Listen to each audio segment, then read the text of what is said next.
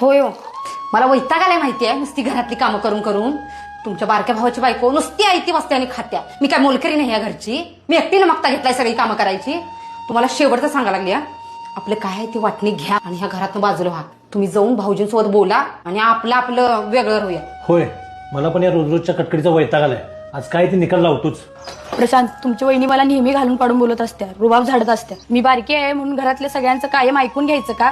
मी तुला शेवटचं सांगते, तू आत्ताच्या आत्ता जा आणि दादांशी बोल. आणि हा, वाटणीचं पण बोल. ठीक आहे, बोलतो मी. चल प्रशांत, चल जरा बोलायचं आहे. सारिकाला गौरीचा प्रॉब्लेम आहे.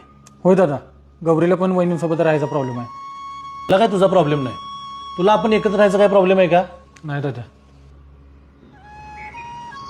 तुमच्या दोघींना एकमेकींसोबत नीट राहायचं असेल तर राहावा. आणि आमचं दोघांचं रक्ताचं नातं आहे हे विसरू नका. आणि तुमच्यासाठी आम्ही कधीच वेगळे होणार नाही. काय रे प्रशांत? होय दादा. तू चलत हे बघ गौरी, तुला पण कुणाचा आधार नाही आणि मला बी. ह्या दोघांनी जर बाहेर काढलं तर रस्त्यावर राहायला लागेल दोघींनी पण. त्याच्यापेक्षा जरा एकमेकींनी समजून घेऊया की. काय म्हणतेस? होय वहिनी. चल मग.